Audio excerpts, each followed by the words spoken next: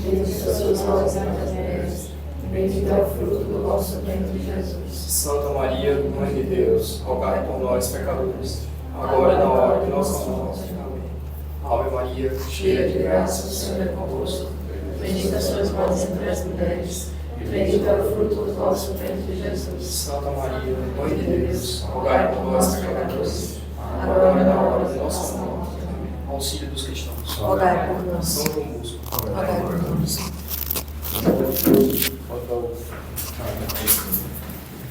Esse é o B. Vai botar os dois microfones? Não, Gabi, bota aí você. Eu quero gravar com vocês. Vai ficar esquisito isso aqui. Peraí. É melhor botar. Deixa um só, Tony te passa depois.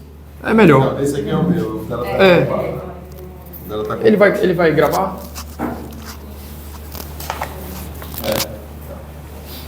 Muito bem, Então vai lá, pronto. muito bem. Adelante. É sábido por certo, desde Homero, que uma epopeia tem em si força fundante. Na arte belicosa o peito fero, e na língua qual se forja diamante.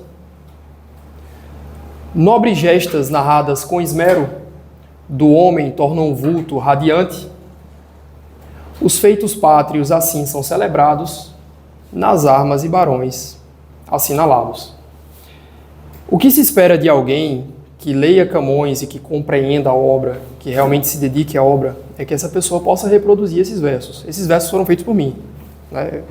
A primeira vez que eu recitei a Gabi foi uns 2 dias atrás, né? E a capacidade de você conseguir expressar uma ideia dentro dos versos, dentro da métrica, ela requer um esforço cognitivo bastante grande. Lógico, eu não estou nem aos pés de Camões, mas eu usei a métrica camoniana para poder explicar, né, inicialmente aqui, tratar das ideias que eu quero expressar para vocês. O que significa uma epopeia? Uma obra fundante, uma obra que tem o poder de exprimir a alma de um povo. E é isso que Camões faz. E é sobre isso que a gente vai falar hoje. Temos professores aqui, né? Tony estava me falando que já o pessoal do 5º ano, não é isso, Tony? Já está começando a introduzir os Lusíadas. E, inclusive, a professora está aqui também? Não está. É uma pena. Mas é importante, como eu já vinha comentando antes com vocês, né, que a criança seja exposta a esses versos o quanto antes. Às vezes a gente fica com um pouco de receio por dizer, não, é uma obra muito sofisticada. Eu vou ler esses versos aqui para o meu filho e ele não vai entender. Quem disse que ele precisa entender nesse momento, né? A criança precisa internalizar isso, né? Ouvir, aprender a recitar, aprender a pronunciar as palavras corretamente. Tudo isso faz parte do processo de aprendizado. À medida que ele vai decorando os versos, né, e essa é a primeira instância, decora os versos. Depois que decora, ele vai refletindo naquilo. E quando você dá matéria para a criança refletir, ela vai ter uma vida inteira para meditar sobre esses versos. Versos que ela decorou na infância e que talvez ela só compreenda quando chegar na adolescência ou mesmo na idade adulta. Porque os versos têm muito significado, têm muito peso. Bom, então a proposta que eu trouxe para essa exposição, né, de celebração de 500 anos de Camões é um pouco diferente. Geralmente as pessoas começam tratando de Camões, falam um pouco da biografia e dos primeiros versos. Eu vou começar in media res, que significa, né, no meio da história, mas não pelas armas e barões assinalados. Eu vou começar com a missão do herói da obra. E o herói da obra dos Lusíadas é Vasco da Gama. É nele que se expressam todos os valores almejados pelo povo português, pela nação lusitana. Então, um poeta que escreve uma epopeia, ele é bem sucedido quando ele consegue realizar isso, quando ele consegue fazer com que o seu personagem principal seja capaz de expressar a alma daquele povo. Isso aconteceu, né, com Camões e aconteceu também com Virgílio. Virgílio por meio da Eneida, né? Acho que a maioria de vocês talvez já tenha ouvido falar, né, da obra A Eneida de Virgílio. Foi escrita no século I a.C. E isso também aconteceu com Homero. Homero, na verdade, foi o primeiro a fazer isso. Ele conseguiu, por meio de duas obras, né, a Ilíada e a Odisseia, expressar verdadeiramente a alma daquele povo, a alma do povo grego, né? Enfim, a gente vai tocar mais à frente, vamos falar um pouco mais à frente sobre Homero. Então, a nossa história começa, na verdade, com o rei Dom Manuel de Portugal. E ele tem um sonho. Camões utiliza um sistema que é chamado sistema ptolomaico. Um sistema diferente do nosso de astronomia. E esse sistema ele é formado por círculos concêntricos. E aí, cada um desses círculos nós temos a órbita de algum astro. E o primeiro círculo é a órbita da Lua. E aí em seguida tem um segundo círculo que é Mercúrio, depois Vênus, depois Marte, por aí vai. Então, ele começa contando o seguinte, que o rei Dom Manuel, ele teve um sonho, e era um sonho diferente dos sonhos comuns, e nesse sonho ele se viu elevado ao primeiro círculo, ou seja, ele estava lá como se fosse na órbita da Lua, e lá de cima ele enxergava a Terra, e ele enxergava as montanhas do Himalaia, até então desconhecidas, né, pelos portugueses. E dessas montanhas do Himalaia saíam dois gigantes idosos, né, com a barba rude, uma barba, né, duas figuras que na verdade eram a personificação dos rios Indo e Ganges. E essas figuras, elas vêm caminhando pelas montanhas, dando passos assim que, né, que um ser humano normal não poderia dar. Coisa de gigantes mesmo. E essas figuras se dirigem ao rei Dom Manuel. E eu trouxe esses versos aqui para a gente conhecer, começar a obra por aqui, né? Essas figuras se apresentam ao rei no sonho. E uma delas fala assim: eu sou o ilustre Ganges, que na terra celeste tem o berço verdadeiro. Este outro é o Indo Rei, que nesta serra, que vês seu nascimento tem primeiro. Custar-te-emos, contudo, dura guerra. Mas insistindo tu por derradeiro, com não vistas vitórias sem receio, a quantas gentes vês porás o freio. Então, eles se apresentam como rio Indo e Ganges, né? Quando ele menciona que na terra celeste ele tem um berço verdadeiro, porque os rios Indo e Ganges eram tidos, e ainda são, como rios sagrados, rios santos, né? E ele, inclusive, menciona o rio Indo como um rio rei, né? Um rio sagrado e real, um rio nobre. E custar-te-emos, contudo, dura guerra, quer dizer, nós estamos destinados a sermos vossos, mas não será fácil. Não será fácil, custaremos duras guerras.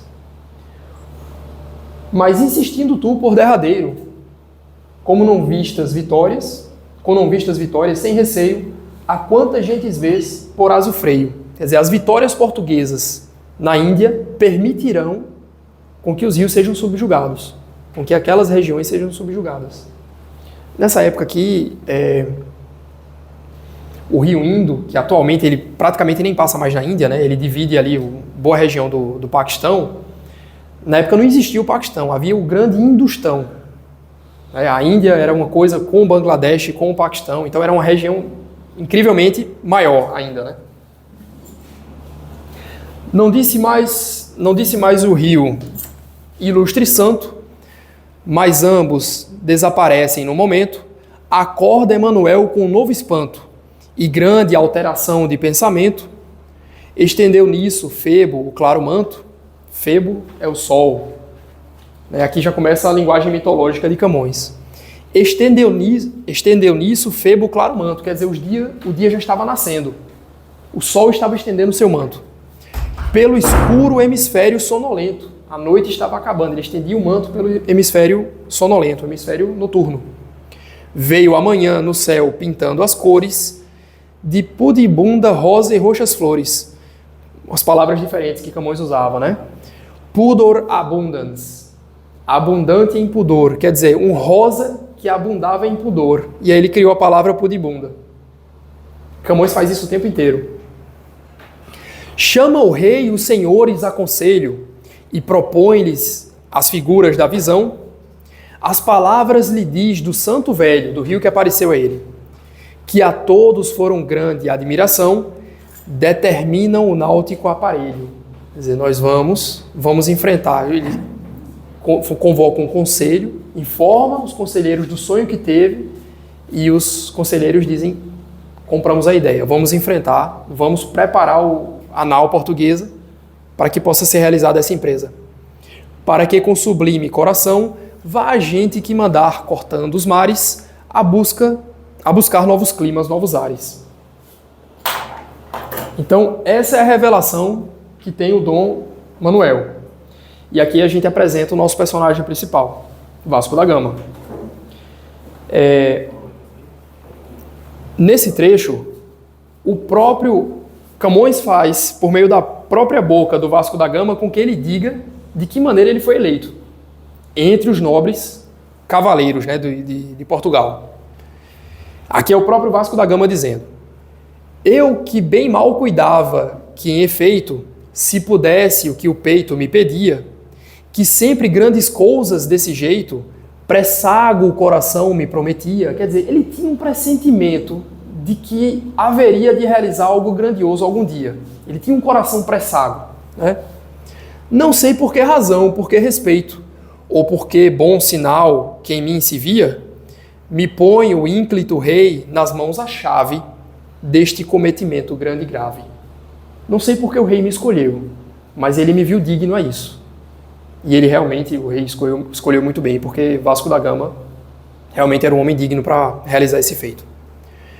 E com rogo e palavras amorosas, que é um mando nos reis, que a mais obriga, me disse, aqui é o rei dizendo, as coisas árduas e lustrosas se alcançam com trabalho e com fadiga.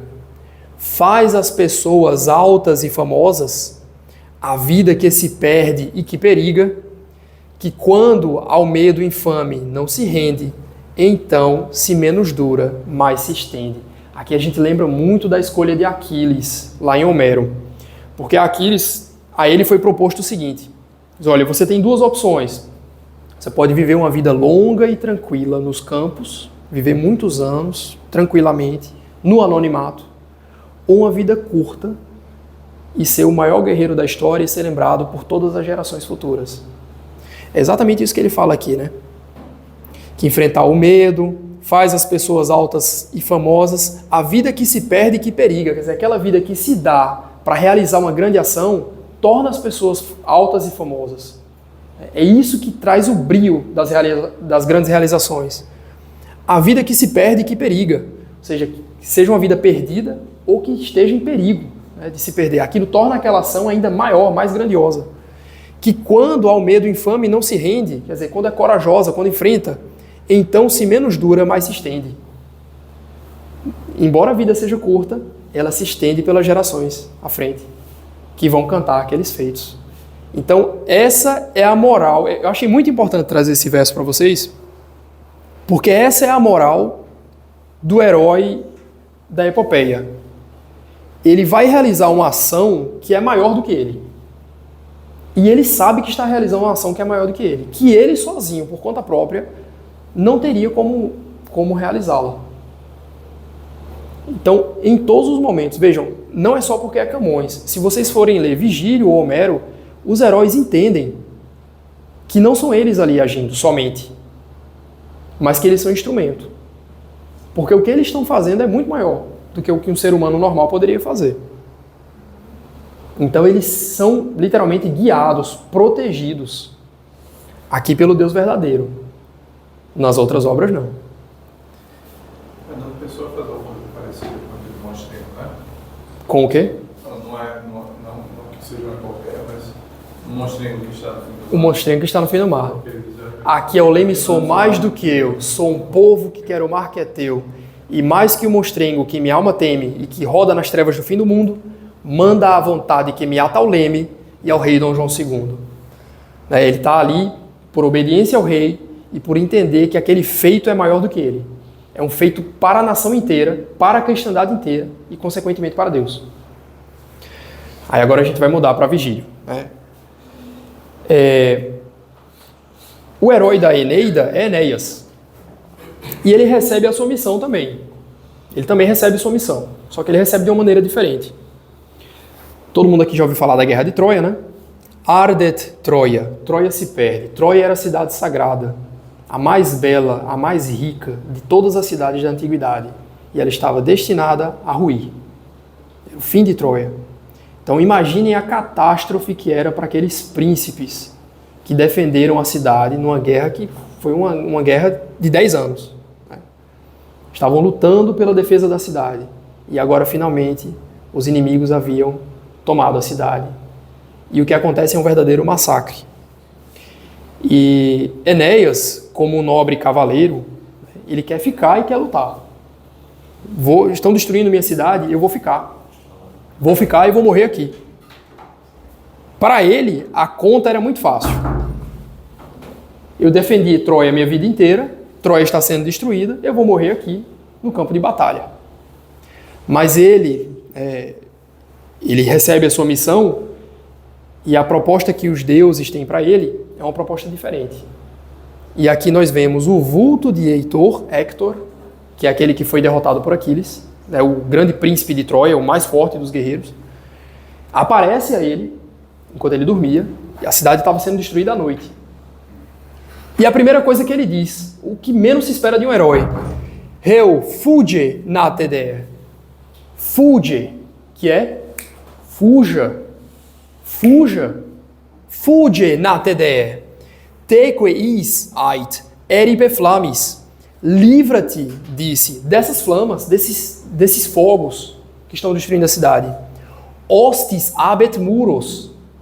O latim tem uma força de expressar as coisas, né, com a simplicidade. Os hostes, né, as tropas, as hostes, têm os muros. Muros é sempre expressado no sentido de cidade, de soberania de uma cidade. Lembre-se que aqui a gente está na época das cidades-estado, né? Então a soberania da cidade era assegurada pelos muros. Quando se construía uma cidade na antiguidade, eles começavam pelos muros. Porque você delimitava o espaço e protegia a cidade. Quando ele diz hostis abet muros, isso tem muito peso. Quer dizer, acabou. Perdemos. Perdemos. Ruit alto a culmine Troia. Troia ruit ab alto culmine. Troia cai do alto do cume, do alto da sua glória. A cidade mais gloriosa chegou ao fim. Sat patrie priamoque datum. Como se dissesse, chega, é suficiente o que foi dado à pátria e a Príamo, que é o rei.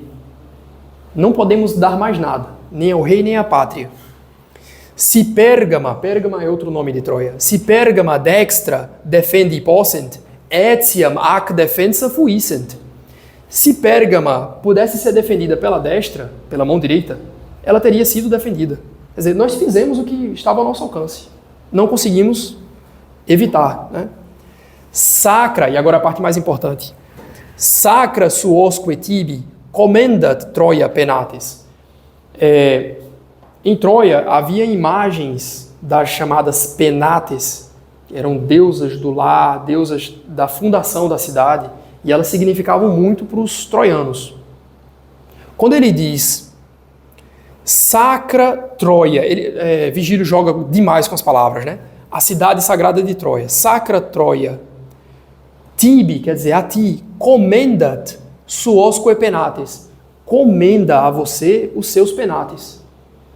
Aí a coisa começa a ficar estranha, né? Como assim? A cidade está acabando, está sendo destruída, e eu vou ficar com os penates da cidade? O que é que eu vou fazer com isso? Os cape fatorum comites. A coisa começa a ficar mais clara aqui. Ismenia coere magna, per errato statues quedenique ponto. Aqui ele faz uma inversão das palavras, mas ele diz assim: toma comites, em inglês a gente tem a palavra commute, que é acompanhar, né? Você seguir alguém. Então, toma sócios, pessoas, né? Nobres guerreiros, que vão lhe acompanhar. Comitiva tem em português, né? Sócios que toma sócios de destino que vão te acompanhar, constrói muros grandes para eles, passando pelo mar, que estatuirás os muros, né? Enfim, passando pelo mar errante, pererato, mar errante, pererato ponto significa mar. E mesmo com essa aparição, Enéas se levanta, pega as armas, eu vou lutar. E ele vai para a guerra, dentro da cidade, um estado de caos absoluto, os gregos destruindo, massacrando os habitantes e ele lutando. E aí acontece a segunda aparição. E aqui é importante que a gente entenda, a Eneida é um grande conto mitológico. Então, tudo que é contado na Eneida é contado no âmbito dos mitos. E o Enéas, que é o pai fundador de Roma, ele é filho de Vênus. E aí, nesse momento, é a deusa Vênus que aparece a ele, né, a própria mãe. E ela diz, Eri penate, fugam, toma uma fuga, fuja, de novo, né, a mesma mensagem, finemque impone labori, põe fim ao trabalho, o trabalho é o trabalho da guerra, põe fim, pare de lutar, não é para você lutar, é para você ir embora. Nusquam abero, isso aqui é lindo, em latim, os romanos tinham esse hábito de afirmar fazendo negações. É uma coisa muito sofisticada. Você vê, por exemplo, o Machado de Assis fazendo isso, muito, né? Nusquam é em nenhum lugar. Abero, absum, quer dizer, em nenhum lugar estou ausente, só que aqui é no futuro. Em nenhum lugar estarei ausente. O que é que ela está dizendo? Sempre estarei contigo. Pelo contrário. Entendeu? Negativo. Sempre estarei contigo. Em nenhum lugar estarei ausente. Sempre estarei contigo. Quer dizer, te acompanharei. Et tutum patrio te limine system. Quer dizer, e te carregarei para o limine patrio tutum, seguramente, tranquilamente. Limine, os romanos, quando eles entravam, antes de entrar nas suas casas, havia uma espécie de tapete, uma entrada. Eles chamavam de limine, patrio limine. Na linguagem jurídica a gente tem liminar, né? Uma coisa que se dá por antecedência, né? Antes de apreciar. Enfim, limine patrio, aqui tem duplo sentido. Ela diz, eu vou te conduzir até a sua casa, para que ele possa juntar as coisas, os objetos, enfim, né? E se preparar para essa jornada, mas também significa, vou te conduzir para a tua pátria, a nova pátria, que é Roma. Patrio limine. Dixerat, quer dizer, disse Vênus, et species noctis secondit umbris. E na espessa noite de sombras se ocultou. Então essa é a missão de Enéas. Construir uma civilização que será muito maior do que Troia e que inclusive será capaz de derrubar os gregos, né? De sobrepujar os gregos, e uma civilização que mais à frente nós vamos entender em que sentido eu vou falar isso, mas uma civilização que é eterna, que não terá fim. Não pelas mãos dos romanos, mas pelas mãos da própria Igreja Católica. E aí eu vou mencionar um pouco, essa aula não é especificamente sobre Vigílio, mas eu quero mencionar um pouco da simbologia, da tradição, porque essa imagem que Vigílio constrói é riquíssima, riquíssima. Só isso aqui por si só já dá uma aula. Então, o que acontece? O herói Enéas volta para casa. E aí ele começa a pensar naquilo, né? Ele diz, olha, se eu vou construir uma civilização, e aqui a gente tem a alma dos romanos. A alma dos romanos está nessa simbologia. Boa noite. Boa noite. Gabriel. A alma dos romanos é expressada nessa simbologia. Que ele pensa assim, eu sou um guerreiro nobre, vou me juntar, vou angariar novos cavaleiros nobres que vão me acompanhar nessa jornada, mas se eu vou fundar uma civilização, eu não posso fazer isso sozinho. E aí ele toma a seguinte decisão, viu, Tony? Ele toma a seguinte decisão, eu vou tomar meu pai, um pai idoso, o espírito de Roma está nisso aqui, vou tomar meu pai, um pai idoso, aqui é Enéas e o pai dele, o Anquises. Vou tomar meu pai idoso e vou levá-lo nessa empreitada. Pra gente, talvez, né, a gente pensando que não faz sentido nenhum. Tudo bem que você queira salvar seu pai, mas você vai levar seu pai para um perigo ainda maior, né? Enfrentar os mares, enfrentar tudo que ele enfrenta. até chegar a Roma. Mas o raciocínio aqui é o seguinte. O Enéas, ele precisa da experiência dos antigos. Ele precisa da experiência dos antigos, do pai, para poder, a sabedoria dos antigos, para poder fundar uma civilização. Exatamente. E aí, a imagem não dá para ver toda, isso aqui é no Museu do Louvre. Embaixo fica o filho Ascânio. A imagem completa é Enéas, o pai, Anquises, e o filho Ascânio. Eles estão fugindo de Troia, ele carregando o pai. Depois ele bota o pai nas costas, né? Aqui em cima, nos ombros. E o filho, ele pega pela mão. Então ele está fugindo da cidade, pegando fogo, ele leva o pai e leva o filho. E aí alguém pergunta, mas e as penates, né? Aquelas deusas, né? Os ídolos da fundação de Roma. Ele não toca, ele não as toca. Porque como ele estava na batalha, ele tem as mãos sujas de sangue. Detalhe que eu não comentei, o pai dele é um sacerdote, né? Ele também é um aprendiz de sacerdote. E como ele tem as mãos sujas de sangue, ele não toca nas penates, ele pede que o pai as pegue. Então o pai está carregando aqui. Certo? Então, ele tem as mãos sujas de sangue, né? Ele é o guerreiro, o pai é sacerdote, pega as penates, ele pega o pai e toma o filho na mão. E aqui nós temos a seguinte representação. Nós temos uma alegoria do passado, do presente e do futuro. Então ele é o presente, o pai, que representa a tradição, é o passado, e o filho é o futuro. O presente, que vocês notam aqui, né? É um homem viril, né, forte, que está na guerra, literalmente. O presente tem as mãos sujas de sangue. Né? O presente, ele está ali ocupado com o agora. São as batalhas que a gente tem no dia a dia. Às vezes a gente não consegue parar para ter a visão do futuro. A gente está ali apagando incêndios, né? Por isso as mãos sujas de sangue.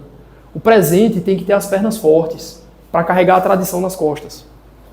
E a tradição depende do presente. A tradição, por outro lado, ela está mais alta, ela está mais elevada. Ela consegue enxergar mais distante do que o presente enxerga.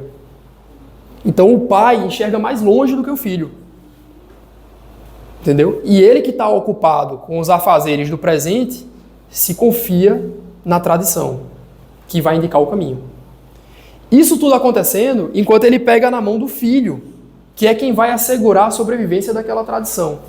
Então, em determinado momento, ele vai se tornar mais velho, o filho será o presente, será forte, e é o filho que vai carregar Enéas. Ele conseguiu exprimir assim, o espírito dos romanos em uma única imagem. Foi genial, simplesmente genial. Basta lembrar que o Senado, a bandeira dos estandartes romanos é Senatus Populusque Romanos, o Senado e o povo romano. Senatus vem de Senex, que significa velho, idoso, experiente. São os conselheiros, são os homens que se reúnem para decidirem os destinos da sociedade. Roma é uma sociedade aristocrática. Tante molis erat Romanam condere gente. De tanta dificuldade, tão difícil era fundar a gente romana. E ele vai enfrentar todos os perigos. Ele vai enfrentar guerras, ele vai perder amigos, ele vai naufragar, ele vai entrar em reinos distintos. E aqui a gente começa a entrar também numa outra questão, que é a importância da origem mitológica dos povos. Muitas cidades na Europa têm a sua origem atribuída a um dos sócios que tenham vindo nessa expedição com Enéas e tenha se estabelecido lá. Cidades na costa da Itália. Existe um mito de que um dos sócios de Enéas se chamava Franco.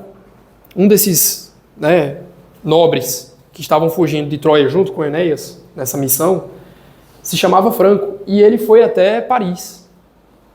Até o local onde seria fundada Paris. E ele funda Paris. E esse homem é o primeiro da linhagem do Clovis, o rei de França que se converte ao catolicismo. E aí depois vem o Carlos Magno, São Luís IX, enfim, toda a linhagem francesa. Bom, é importante entender isso aqui, porque aqui está o espírito romano, o espírito da tradição. Roma é uma cidade voltada para a tradição, para suas tradições. Isso é muito importante, porque veja, se se a sede da Santa Igreja tivesse estabelecida em outro local, né, que não Roma, será que a gente teria o mesmo apreço pela tradição? Né? A tradição é uma coisa muito importante. Muito, muito importante. É a tradição que dá sustentáculo para a existência das nações. Eu vou seguir aqui a rota, né, fazendo algumas comparações ainda entre as obras. Então vamos lá. Paralelamente, voltamos agora aos Lusíadas. Nós temos já Vasco da Gama, passando pela costa a costa ocidental, a costa oriental da África, e ele adormece, e ele também está diante de um perigo. Então, Camões diz assim: meio caminho à noite tinha andado, e as estrelas no céu com a luz alheia. Com a luz alheia, essas estrelas não eram estrelas, eram planetas, né? Com a luz alheia, Camões faz isso com muita frequência. Tinha um largo, ele chama o Sol de planeta, chama a Lua de planeta, mas numa linguagem poética, naturalmente. Tinha um largo mundo alumiado, essas estrelas, né? E só com o sono a gente se recreia, aqui tá errado a escrita, recreia. A gente descansa. Só com o sono a gente descansa. O capitão ilustre, já cansado de vigiar a noite que a receia, breve repouso então aos olhos dava, quer dizer, ele cochilava, e a outra gente a quartos vigiava. Os romanos, eles tinham um método de vigília muito interessante. Eles pegavam a noite, ou seja, 12 horas, e dividiam em 4 partes iguais. Cada parte com 3 horas. E as vigílias romanas eram feitas dessa forma: prima vigília, segunda vigília, tertia vigília, quarta vigília. Os navegadores portugueses faziam a mesma coisa. Então, tinham grupos de homens que passavam a noite vigiando. Não podia na embarcação, se todo mundo dormisse, né? Imagina o que é que podia acontecer. O navio podia ser atacado, uma tempestade podia aparecer, o navio bater em algum rochedo. Então, era necessário que os homens estivessem sempre acordados. Eles adotaram o método de vigília dos romanos. Quando Mercúrio em sonhos lhe aparece, lá foi Heitor, aqui é Mercúrio, dizendo: fuge, fuge, Lusitano. Perceberam o paralelismo? A mesma coisa que a gente viu lá na Eneida. Inclusive ele manteve o latim, né? Fuge, fuge, Lusitano, da cilada que o rei malvado tece, por te trazer ao fim extremo dano. Fuge, que o vento e o céu te favorece. Sereno tempo tens e o oceano, e outro rei mais amigo noutra parte, onde podes seguro agasalhar-te. É o rei de Melinde que vai receber os portugueses e que, para quem o Vasco da Gama vai contar toda a história de Portugal, que é no canto 3, 4 e 5. É belíssimo. Enfim, eu sou suspeito de falar. Só que os nossos aventureiros, eles sofrem bastante reveses, né, ao longo do trajeto. E do mesmo jeito que outros personagens, né, do mundo grego naufragam, Enéas também vai sofrer um naufrágio. E é essa parte aqui que eu trouxe. Voltamos agora para a Eneida. Naves submergentes. Preste atenção nessa narrativa. Mesmo que vocês não entendam o latim, eu quero que vocês entendam o modo como o Vigílio quis contar essa história. Então vamos lá. Incumbuere mari totumque assedibus imis. O que acontece aqui é o seguinte. Enéas, ele tem um rival. Um dos deuses se coloca contra ele, que é a deusa Juno. E ela contrata os ventos para que os ventos destruam a embarcação. E os ventos, ela subordina, né, com alguns prêmios, e eles subornam, com alguns prêmios, e aí esses ventos se dão ao serviço, né? Então, deita-se sobre o mar, sobre todo o mar, desde a sede, desde a parte mais profunda. Una, eurusque, notusque, runt, creberque procelis. Você pode falar um pouco da métrica do verso? Sim, ele obedece o hexâmetro datílico. Una, eurusque, notusque, runt, creberque procelis. Então, o verso é ritmado. Então, una quer dizer de uma vez só. Esses são os ventos, euros, notos e áfricos, que ele vai falar mais à frente, vêm juntos com a procela frequente. Et vastos volvunt ad litora fluctus, e volvem vastas ondas para o litoral. In sequitur clamorque virum, stridorque rutendum. Segue-se o clamor dos homens. Para quem já tem algum conhecimento de latim, não estranhe virum aqui, por parecer acusativo, isso na verdade é um genitivo plural, porque Vigílio, a gente aprende latim e depois descobre que Vigílio ele vai passando por cima das regras. Na verdade não é bem isso, ele modifica as palavras para que elas caibam na métrica. Stridor querutendum, quer dizer, as cordas faziam som, sonavam as cordas da embarcação. Eripiunt subito nubes, celumque diemque, teucrorum ex oculis. Sumem, súbito as nuvens do céu e o dia dos olhos dos teucros. Teucros são os troianos. Quer dizer, o céu, aquele céu aberto, desaparece. Né? Desaparece o dia. Na tempestade, tudo fica noite. Na tempestade marítima, né? Tudo fica escuro. Ponto nox incubitatra. A noite escura deita-se sobre o mar. Intonuere poli et crebris micat inibus éter. O céu, ele chama o polo de céu. O céu troveja, né? Et crebris, e com frequentes fogos brilha o éter, o ar. Presentemque viris intentat omnia mortem. Tudo presente se mostra a morte. Em tudo presente se mostra a morte para os homens. Ex templo, quer dizer, súbito, imediatamente. Enea solvuntur frigore membra. Os membros de Enéas a gente tem a expressão, né, ficar gelado, né, quando você fica travado, gelado. Esses membros, eles se soltam. E aí ele faz o seguinte, ingemit, solta um gemido, et duplices tendens ad sidera palmas, e as duas palmas apontando para o céu, talia voce referit, com essa voz fala, o terque, quaterque beati, o 3 vezes, 4 vezes beati, felizes. Quis ante ora patrum Troias submenibus altis, contigito petere, aqueles que diante dos pais, sob os muros de Troia, a morte tocou. Felizes são aqueles que morreram em Troia, na guerra. 3, 4 vezes felizes. Por quê, né? Estranha essa sentença, né? Porque o medo de Enéas aqui não é da morte. O medo dele é de morrer sem realizar a sua missão. Então aqueles que morreram em Troia morreram bem, porque cumpriram com sua missão. Já eu que estou aqui no meio do mar, no mar irado, né, prestes a chegar na Itália, recebendo essa procela na minha embarcação, vou morrer em vão. Então felizes são aqueles que morreram pela lança dos nossos inimigos.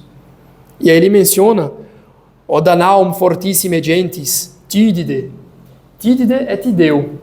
Para quem assistiu aquela aula que eu dei sobre a Batalha de Oliveiros com Ferrabras, esse aqui é o guerreiro Diomedes, que lutou, teve uma refrega com Enéas, e que não foi capaz de matá-lo.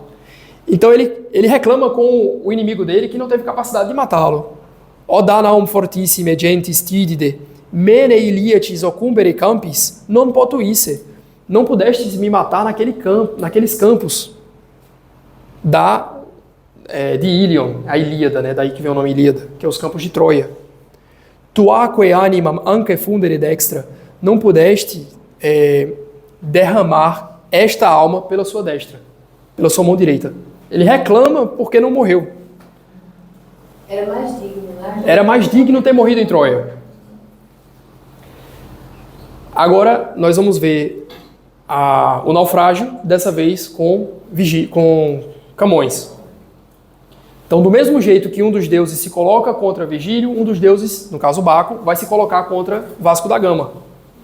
E ele também vai contratar os ventos para que possam destruir a embarcação. E Camões vai narrar o naufrágio da seguinte maneira, né? Agora sobre as nuvens o subiam, as ondas de Netuno furibundo é furioso. Agora a ver parece que desciam as íntimas entranhas do profundo, noto, austro, bóreas, aqua e luqueriam, arruinar a máquina do mundo. Vocês perceberam a semelhança? Ele também menciona os ventos lá na outra, né? Notos, áfricos, né? Noto, austro, bóreas, aquo e lo queriam, arruinar a máquina do mundo.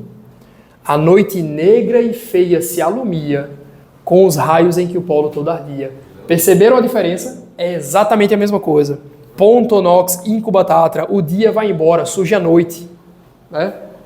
Agora tem uma diferença aqui. Camões tem mais propriedade para falar do naufrágio do que o próprio Vigílio, porque Camões naufragou. Camões naufragou verdadeiramente, ele passou por isso. O que ele está descrevendo aqui é o que ele viu, a experiência que ele teve.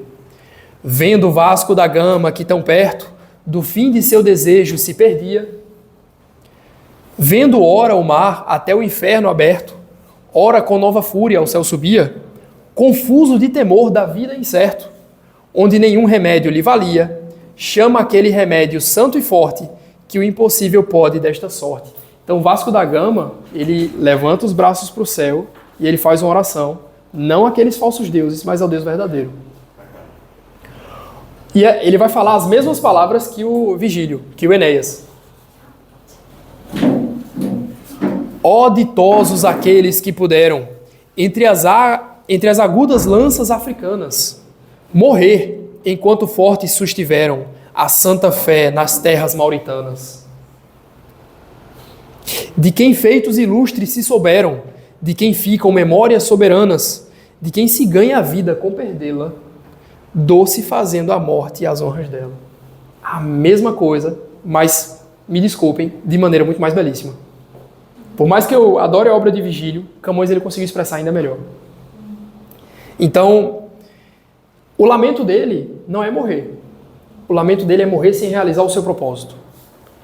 E se ele tivesse ficado lá nas terras mauritanas, lutando contra os mouros, e se ele tivesse morrido pela lança moura, ele estaria mais feliz do que estar passando por essa situação que arrisca comprometer o seu propósito, a sua missão.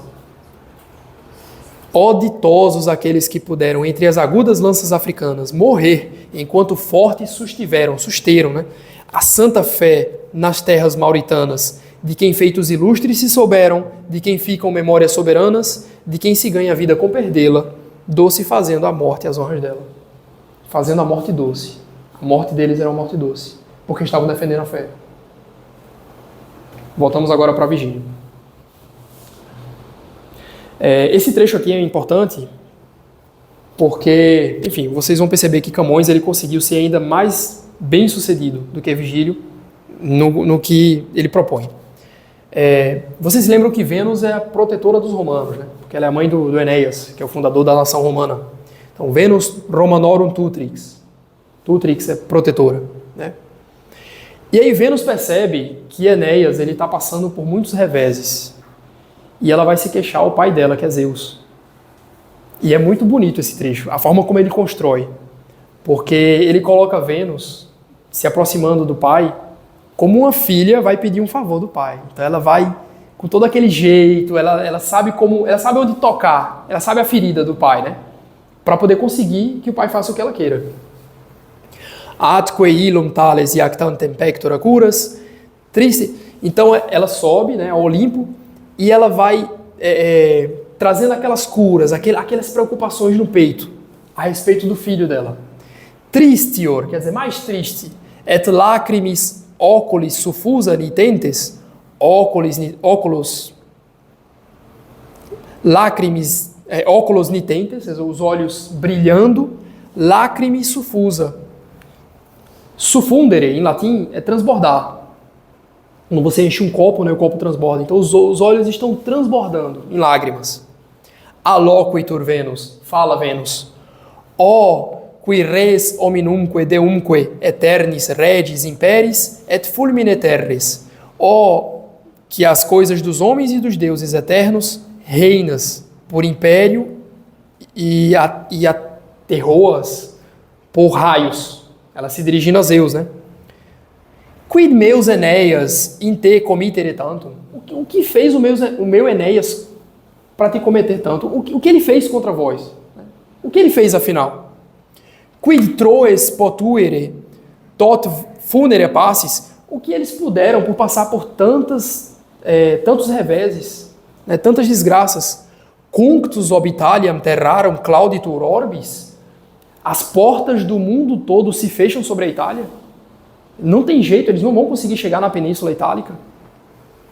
Quae genitor sententia vertit. O que fez, ó genitor, ó pai, né, com que mudasses de sentença? Porque anteriormente ele havia dito que os romanos iriam ser bem-sucedidos e seriam os senhores das nações. E agora o que aconteceu? Que ele mudou a sentença, né? Hoc equidem occasum Troia tristesque ruínas solabar. Quer dizer, o que eu me consolava, eu por minha vez o que me consolava no ocaso de Troia, quer dizer, na destruição de Troia e das tristes ruínas, era o destino contrário ao destino, né? Fatis contraria fatis. Aqui ele joga algumas palavras. Nunc eadem fortuna virus tot casibus actos, e agora os vejo com a mesma fortuna, jogados pelos casos, in sequitur, se seguir. Quem das fine rex maine laborum? Por que não dás fim aos trabalhos, ó grande rei? Então essa é Vênus se queixando ao pai. Camões, Vênus agora em Camões. Os portugueses se safam daquele naufrágio, assim como o Enéas, e Vênus, que a propósito se afeiçoa dos portugueses, acontece um concílio lá no Olimpo, e aí os deuses vão se colocando contra e a favor. E aí Vênus se levanta a favor dos portugueses. E Camões diz assim, né? Sustentava contra ele Vênus Bela, contra Baco, inimigo dos portugueses. Afeiçoada a gente lusitana, por quantas qualidades via nela, da antiga tão amada sua romana, nos altos corações na grande estrela, que mostraram em terra tingitana, e na língua a qual, quando imagina, com pouca corrupção, crê que é latina. Então Vênus ouvia os portugueses falando e pensava assim, mas essa língua que eles falam, por acaso não seria o latim com pouca corrupção? E por se mostrarem tão bravos, tão fortes na guerra, ela se afeiçoa. Além da língua, né? Além da questão da língua. Quando eu falo em terra tingitana, quer dizer no Tínger, na Mauritânia, as vitórias que eles tiveram lá. E aqui Vênus vai agora se aproximar de Júpiter, né, para poder defender a causa dos portugueses. E mostrando no angélico semblante, Camões ele tem... Assim, eu digo que ele entende muito do universo feminino, né, porque ele consegue descrever uma coisa assim que a gente talvez não conseguisse descrever. A gente vê acontecer, mas não sabe descrever. E mostrando no angélico semblante, com riso uma tristeza misturada. Com riso uma tristeza misturada. Como é isso, né? Coisa que mulher sabe fazer. Como dama que foi do incauto amante, em brincos amorosos maltratada, em brincadeiras maltratada, e se torna entre alegre e magoada. Destarte a Deus a quem nenhum iguala, mais mimosa que triste ao padre fala. Ao pai, né? Mais mimosa do que triste fala ao pai. Sempre eu cuidei, ó Pai, ó Padre poderoso, que para as coisas que eu do peito amasse, te achasse brando, afável e amoroso. Posto que algum contrário lhe pesasse, quer dizer, sempre busquei fazer as coisas de acordo com a sua vontade. O que o Senhor queria, eu fazia. O que o Senhor queria, eu estava disposto a fazer. Posto que algum contrário lhe pesasse.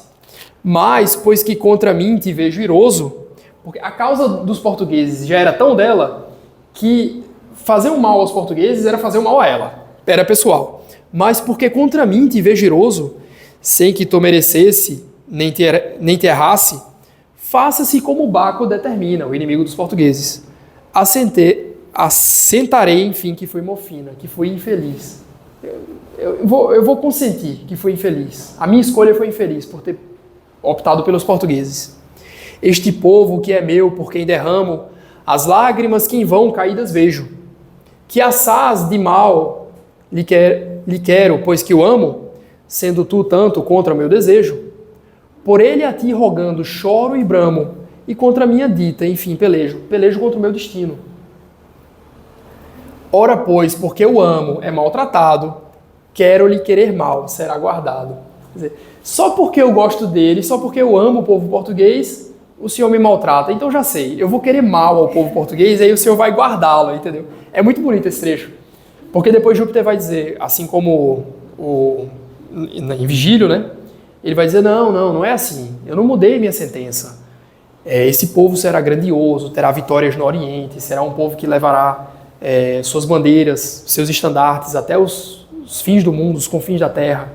E a mesma coisa fala Júpiter em Vigílio, né? Serão senhores de toda a Europa, senhores da Ásia, enfim, né? Vai contar a dita dos romanos e dos portugueses. Mas aqui é o trunfo de Camões. Esse trecho é muito mais belo do que o que a gente vê acontecer em Vênus. E aqui eu vou dar uma palha a vocês, né? As nações portuguesa e espanhola sempre estiveram, embora em oposição, ligadas. Porque, frequentemente, um príncipe português casava-se com uma princesa espanhola e vice-versa. E aqui o que nós temos é o seguinte, o rei Afonso IV, que era rei de Portugal, um rei guerreiro, ele concede sua filha Maria em casamento ao rei de Castela. Eles haviam acabado de expulsar os mouros da Península Hispânica. No entanto, o califado da Mauritânia consegue reunir um número maior de forças que já se tinha visto. E eles estavam agora entrando de volta na Península Ibérica para tomar os reinos cristãos, todos de uma vez só, com uma força jamais vista. E a ameaça surge primeiro, naturalmente, para a Espanha. E aí a filha, percebendo o que estava acontecendo, ela vai se queixar ao pai, Afonso. Então a filha entra no palácio de Évora para falar, para pedir o auxílio do pai. Vejam que coisa belíssima. Agora é um fato histórico, né? Já não é mais a poesia, né? Não é mais um conto mitológico, né? Maria é filha de Dom Afonso, rei de Portugal, casada com o príncipe de Castela. Então ela entra lá. Estava a formosíssima Maria pelos paternais passos sublimados, passos é palácios. Lindo gesto, mas fora de alegria, e seus olhos em lágrimas banhados, os cabelos angélicos trazia, pelos ebúrneos ombros espalhados. Ebúrneos é de bronze, né? de marfim, uma coisa branca. Né? Diante do pai Ledo é feliz, que a agasalha, estas palavras tais, chorando espalha. É belíssimo. Quantos povos a terra produziu, de África toda, gente fera e estranha, o grão-rei de Marrocos conduziu. Quer dizer, o que havia de povos na África, o rei de Marrocos juntou, reuniu e conduziu. Gente fera e estranha. O grão-rei de Marrocos conduziu para vir possuir a nobre Espanha. Poder tamanho junto não se viu, depois que salso mar a terra banha, quer dizer, além do oceano, do outro lado, né, na África, trazem ferocidade e furor tanto, que a vivos medo e a morto faz espanto. Causa medo nos vivos e espanta até os mortos. Aquele que me deste por marido, o rei de Castela, por defender sua terra amedrontada, com pequeno poder oferecido, ao duro golpe está da maura espada, e se não for contigo socorrido, ou seja, por ti socorrido, ver-me-ás dele e do reino ser privada, viúva e triste, e posta em vida escura, sem marido, sem reino e sem ventura. Portanto, ó rei, de quem, com puro medo, o corrente Muluca se congela, Muluca é um rio na Mauritânia, rompe toda a tardança, acude cedo, acode cedo, aí ele escreve como acude, né? A miseranda gente de Castela, se este gesto que mostras claro e ledo, de pai o verdadeiro amor a cela, confirma, acude e corre, pai, que se não corres, pode ser que não aches quem socorres. Quer dizer, se o senhor demorar demais, acabou-se tudo. Isso. É muito bonito e a batalha ainda é mais bonita do que isso. Eu não vou tratar da batalha aqui, mas naturalmente os portugueses vencem. Eram 2 reis muçulmanos contra 2 reis portugueses. O rei de Portugal, Afonso IV, ele mata o rei de Granada, desbarata o exército e corre ainda para ajudar o exército espanhol.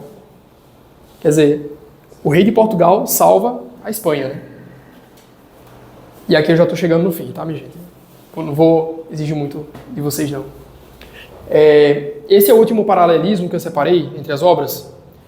E aqui a gente tem uma outra situação, né? Quando... vocês sabem que Troia caiu por conta do estratagema do cavalo de Troia, que foi armado por Ulisses, né? O facundo, né? O inteligente, né? Inclusive é atribuído a Ulisses a fundação de Lisboa. De Lisboa, cidade ulisseia. Camões fala isso na obra dele. Ele chama Lisboa de cidade ulisseia, inclusive.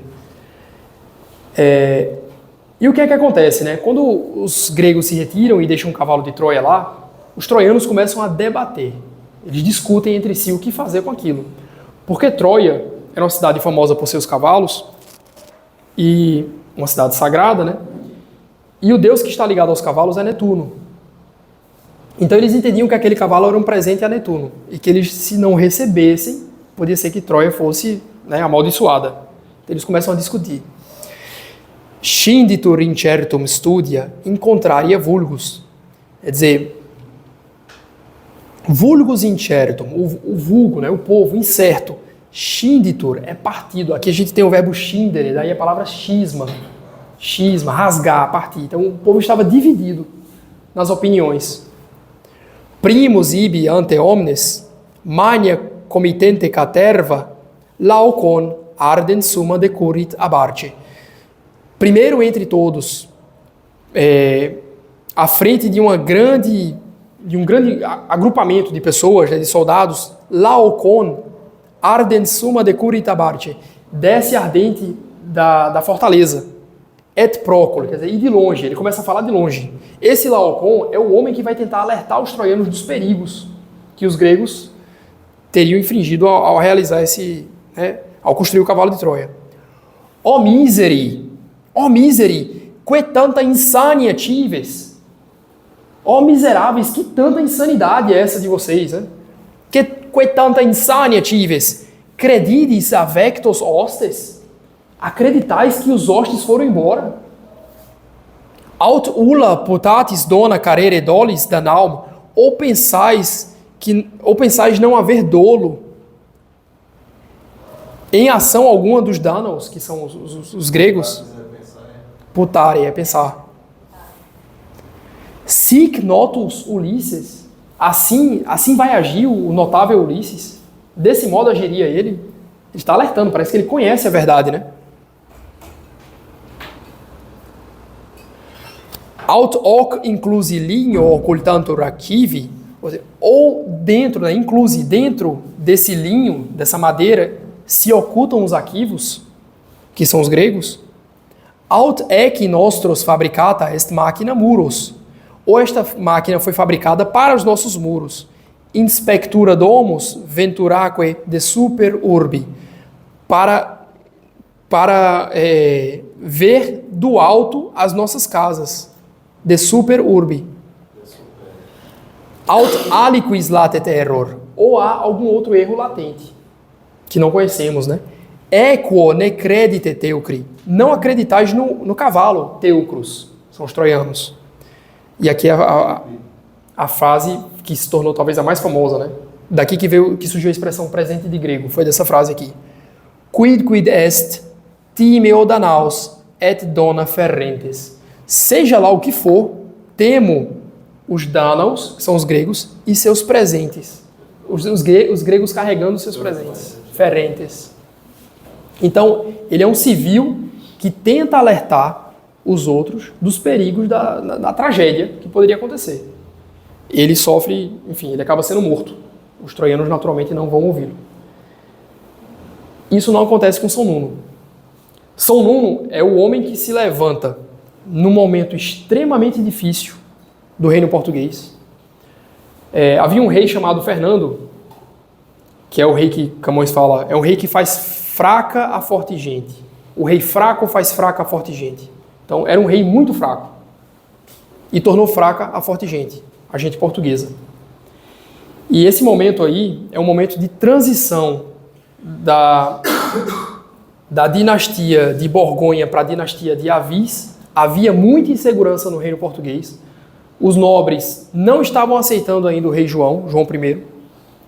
E os espanhóis estavam prestes a tomar, haveria uma união ibérica nesse momento. Os espanhóis estavam prestes a tomar Portugal e a nobreza era corrupta, fraca, medrosa. Era um momento péssimo na história de Portugal. Um momento assim extremamente delicado. E nesse momento surge Nuno Álvares. Nuno Álvares Pereira. Exorta seus concidadãos na Batalha de Aljubarrota. Uma batalha que deu uma vitória estupenda para o povo português. Uma vitória assim, fenomenal. Contra, dessa vez, os castelhanos. Veja como é semelhante. Aqui nós temos, eles se reunindo, no conselho e discutindo os destinos de Portugal. Não falta com razões quem desconcerte da opinião de todos na vontade, quer dizer, uma discussão ali, uns concordam, outros não, em quem o esforço antigo se converte na desusada e má deslealdade, podendo o temor mais gelado, inerte, que a própria e natural fidelidade, negam o rei e a pátria, e se convém, negarão como Pedro Deus que tem. Quer dizer, eles negam o rei e a pátria, não reconheciam o rei Dom João. E se convém, negariam até mesmo a fé. Esse era o nível, nesse momento de Portugal, da nobreza. Mas nunca foi que este erro se sentisse no forte Dom Nuno Álvares, mas antes, posto que em seus irmãos tão claro visse, reprovando as vontades inconstantes. Aquelas duvidosas gentes disse, com palavras mais duras que eloquentes, a mão na espada, irado e não facundo, ameaçando a terra, o mar e o mundo. Como da gente ilustre portuguesa não há de haver quem recuse o pátrio Marte, Como desta província que é princesa, foi das gentes na guerra em toda parte, há de sair quem negue ter defesa, quem negue a fé, o amor, o esforço e a arte, de português e por nenhum respeito, o próprio rei não queira ver sujeito?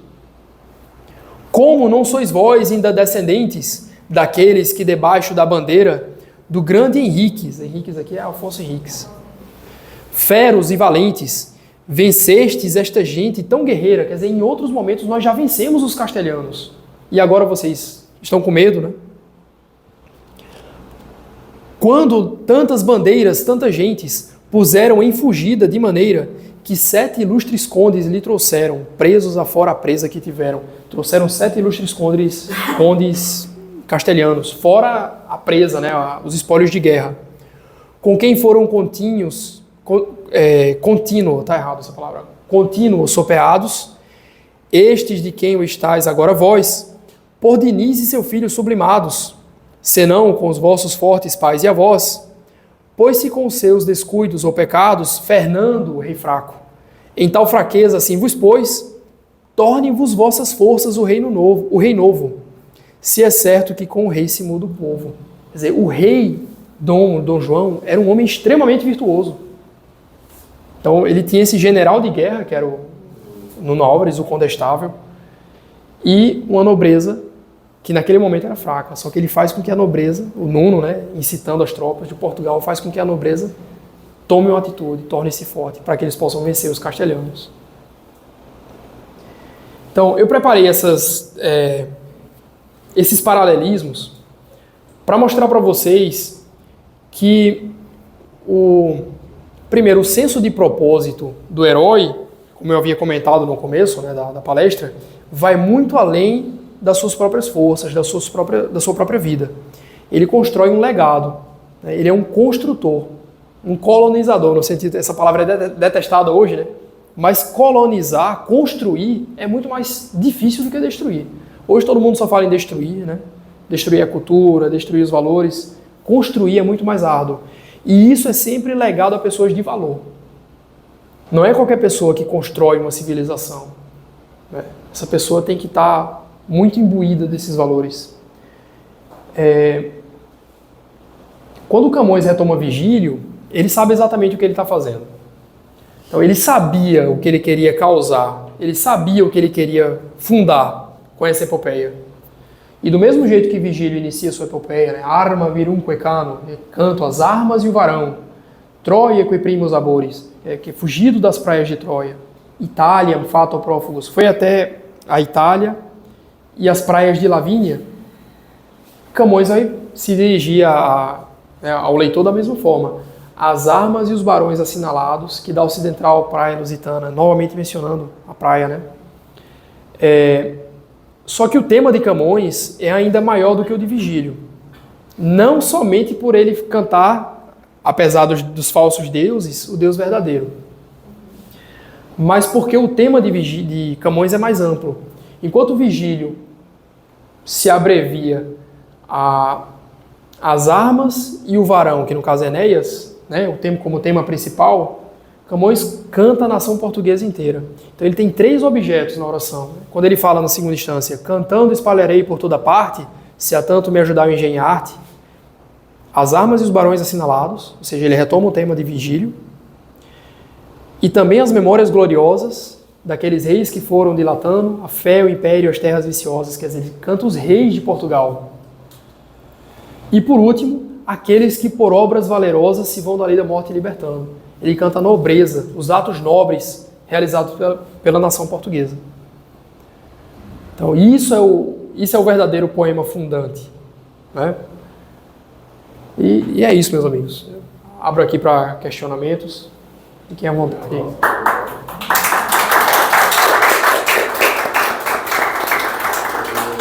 o seguinte, o senhor falou aí, professor Cássio, da questão da obra fundante, né? Estávamos estudando o poeta Gerardo Melo Mourão, que apesar de ser um grande poeta, ele é um tanto desconhecido, né?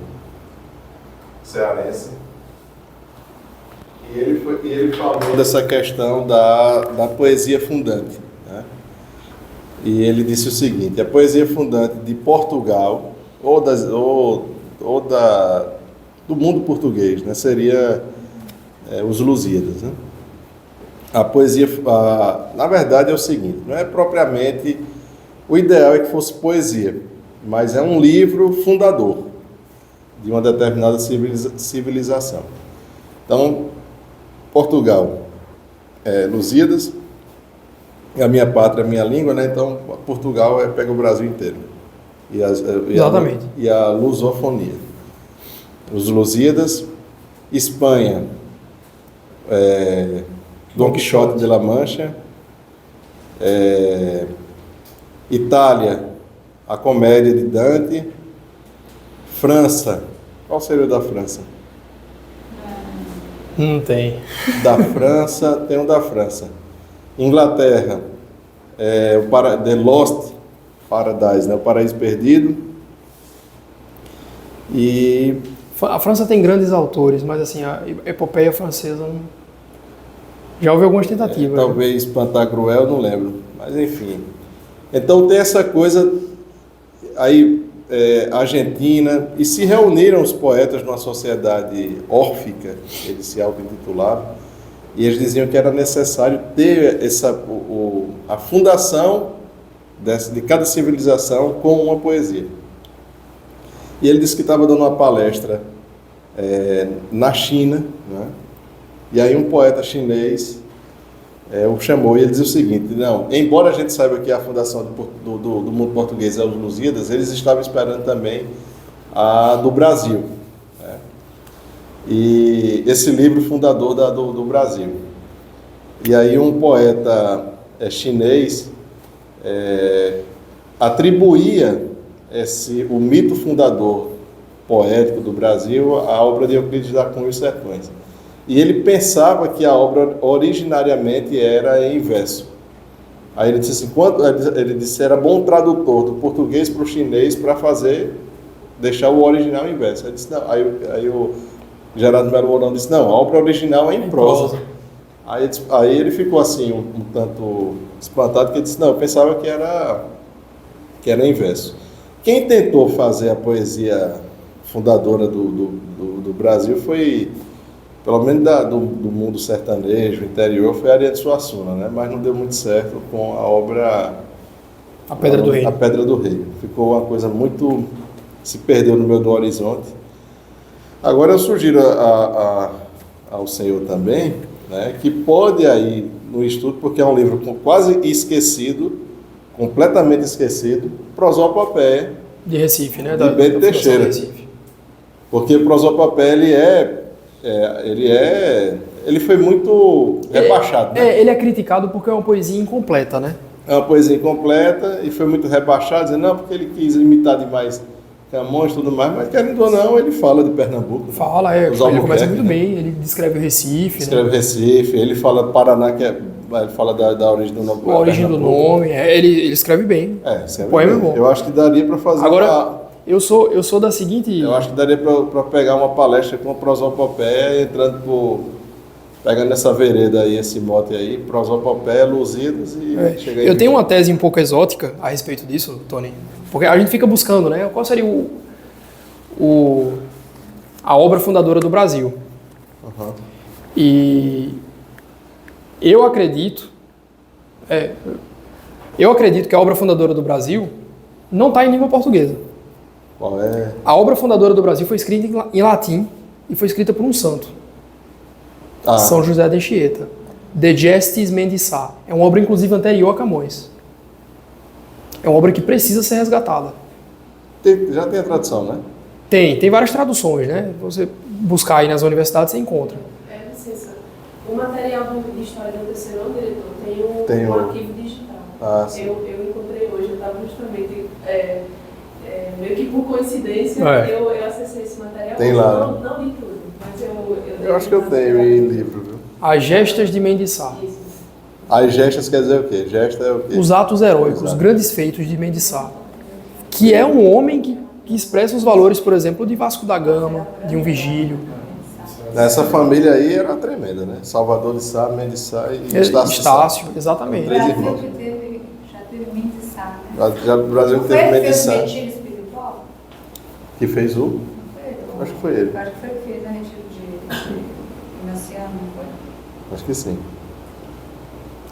Era um homem tremendo. Eu não li a obra toda, eu li alguns trechos lá. Mas é muito interessante como São José de Anchieta trabalha. Tem algumas coisas assim, umas sacadas muito boas. Porque, por exemplo, ele chega aqui no Brasil e ele encontra... Vocês veem como o latim é uma língua... Ela consegue se adaptar, inclusive, às realidades modernas, né? Porque ele chega no Brasil e tem uma fauna e uma flora diferentes. Então ele vê uma anta. E ele usa... ele tem que criar uma expressão, né? Um nome. E aí ele tem um nome próprio para a anta, que está relacionado com o cavalo. E a anta é um bicho que é relacionado com o cavalo. Geneticamente, assim, é um animal que é relacionado com o cavalo. Ele não conhecia o bicho. Não, a anta é um bicho que não existe na Europa, nem na Ásia, nem em canto nenhum, é aqui. Né? Então, outros animais que ele vai encontrando, ele vai descrevendo em latim. E ele é muito talentoso, muito talentoso. esse Em livro- métrica, né? Uma Esse coisa- livro foi esquecido, né, cara? Foi esquecido, infelizmente. Infelizmente. Há uma publicação traduzida por você. Mas eu não preciso Tradução me em dedicar a esse trabalho. Tem tradução já. Tradução em muito boa. Mas comentário. faz uma obra comentada. Comentário. Né? Talvez um comentário seria interessante. Eu acho importante resgatar o comentário do Como essa obra aqui que está na São José de Anchieta. comentada? Seria tipo isso, só que com... Uns comentários. Eu acho que tem que ter. Alguém Alguém quer fazer alguma pergunta? contribuição, perguntas? A idade de se introduzir o Camões. A idade, Sim. quanto, Pequeno mesmo, né? quanto assim, Quanto antes melhor, né? a criança já poder decorar versos. É um poema que a gente tem que observar algumas coisas, né? Ele retoma vários mitos. Vou puxar para cá. Ele retoma vários mitos e a gente tem que ter cuidado. Tem crianças aí, né? Tem certos mitos que não convêm, né? Naquele mundo grego, mundo pagão. E ele retoma. Camões, assim, do mesmo jeito que ele trabalha temas muito elevados, às vezes ele está ali retomando algum mito que é uma coisa ou muito explícita ou então muito selvagem. Entendeu? Então tem que ter sempre essa dosagem. Saber... na Idade Média, quando eles pegavam obra, por exemplo, como Vigílio, e eles julgavam ser essencial que um príncipe tivesse essa educação, fosse educado por Vigílio, eles faziam uma versão da obra que era Ad usum Delphini. O príncipe era chamado de Delphinus, que significa golfinho. Então, para o uso do golfinho, do príncipe. Era uma obra comentada e que eles pegavam esses trechos que eram ou um pouco mais picante ou um pouco mais problemático, eles trocavam as palavras ou então suprimiam o texto. Então, eu sou dessa linha. Eu acredito que você tem que dar uma filtrada em algumas coisas, porque não convém, até porque você está ensinando uma criança, né? Tem coisas ali que realmente não dá para introduzir uma criança naquilo. A gente não precisa nem ir tão longe, assim, não só com literatura clássica, enfim, Sim. mas São João Bosco, com os estudos de história Quer que eu recite sagrada, não era nem mesmo não era nem mesmo toda a passagem bíblica que São João Bosco apresentava a seus jovens, né? Então ele escreve História Sagrada com as suas aulas de História Sagrada para os meninos do oratório, mas ele fazia uma filtragem, uma série de histórias que seriam muito complicadas, uma explicação para uma criança, por exemplo, alguns aspectos, enfim, dos múltiplos casamentos do povo hebreu, uma série de aspectos mais delicados. Para explicar isso. Tem umas passagens que não dá para... Você não vai introduzir isso para uma criança. E a obra, ela simplesmente omite alguns pontos. Sim. E foca naquilo Filtra, que né? a criança já tem condições de absorver das Sagradas Escrituras, né? Exatamente. E isso é uma perspectiva completamente válida. Essa ideia de que não pode fazer isso porque você omite da criança, sim, tem que omitir mesmo, né? Isso a criança não tem ainda a estrutura para receber aquilo que nós recebemos. Exatamente. Comentávamos hoje que algumas obras temos que ter toda uma cautela ao recomendar, ao comentar. Por quê? Porque existem obras que demandam uma certa maturidade, demandam um discernimento. Não é que seja que não haja um acesso. Naquela idade. Não, é naquela idade. E tem um outro fator também que pesa muito, que a criança, ela é uma emuladora. Ela vai, por mais que a obra, se você pegar um poema inocente e dizer, não, meu filho, isso aqui não tem sentido moral nenhum, ela vai buscar um sentido moral naquilo. Sim. É porque a criança busca moralizar as coisas. Não, porque a criança é assim, ela imita. Então, se você apresenta um personagem virtuoso para uma criança, mesmo que você diga, não estou pedindo para você repetir o que ele fez, nem nada, ela internaliza aquilo. Os romanos sabiam disso. Sim. Os romanos sabiam disso. Daí a necessidade de ter personagens virtuosos, fazendo atos grandiosos. A paideia, né? A paideia. Se você introduzir... Veja como é problemático, né? Aqui no Brasil a gente tem, infelizmente, a cultura literária daqui é de personagens muito medíocres, né? E miseráveis. Uma literatura muito deturpada. E isso. E você introduz isso aí para um adolescente, você pode estar matando a alma dele sem nem perceber. E essa questão dos heróis, né? Porque os heróis de hoje não são homens virtuosos. Não são, exatamente. São super-homem, alguma coisa que não existe. Aí vai para outro problema que é... A mínima do ser humano não é enaltecida, né? Porque se você não falar de herói, tu vai conhecer um vigílio. Hoje a gente não tem esse vigílio. Mas sei lá, você tem um bombeiro, um homem capaz de sair de casa, como você, deixou seus filhos e vai lá dentro de um prédio pegando fogo, com risco de sua própria vida, salvar outro. É uma pessoa capaz de um ato Que é um ato herói. Por isso que eu... Exatamente. Não o super-herói, o cara que não existe. Por isso que no livro que eu escrevi lá infantil, eu quis colocar o herói no vaqueiro. A figura do vaqueiro ser o herói. Porque a criança É não melhor- tem é melhor- dificuldade de realidade. É melhor ter um vaqueiro herói do que o super-homem herói, né? Sim, porque a criança tem que partir da realidade. Tem que Uma partir. Exatamente. professora chamada Rita Barreto, que ela já é do período republicano, ela escreve em prosa uma série de contos infantis raros, assim, com muita carga de brasilidade. Eu até comento, né? Rita o quê? Rita Barreto. Barreto. E aí ela tem, por exemplo, a honradez de uma lavadeira que encontra um brinco de brilhante da sua cliente e o marido que não tem a mesma virtude que ela tem, tenta convencê-la de que se a patroa não sabia que aquele brinco estava ali entre as roupas, né, que ela lavava, e aí ela dá uma lição, assim, no melhor português sobre basta que eu veja, basta que eu saiba e todos saberão, basta que eu veja e todos verão, Imagina. para que os meus olhos sejam tal qual os olhos do meu Cristo. Tá? Então, E o peso de você ensinar isso em poesia, né? poesia. Em métrica. Os romanos sabiam disso E também. Se e ensinar também, algo moral, né? Uma virtude, um valor, de modo poético, aquilo lá imprime o caráter. né? Tem caráter. Aí tem um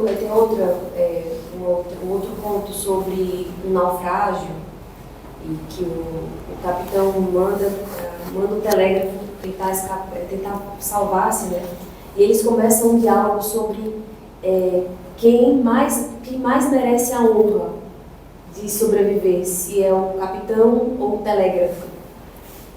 E no melhor português. Então, assim, é uma obra linda, porque eles estão ali discutindo quem quer cumprir o seu dever até o fim. Então, essa questão do brio masculino, da honradez, né, da vontade de apenas viver somente se aquele dever for cumprido. Isso que você falou da brasilidade, né, aquela história da nau catarineta, ela tem origem aqui, Portugal e Pernambuco e Portugal, e isso virou música folclórica da França. Matelot. Hã? Matelot, é. E tem origem aqui. Saiu daqui de Olinda e até Portugal.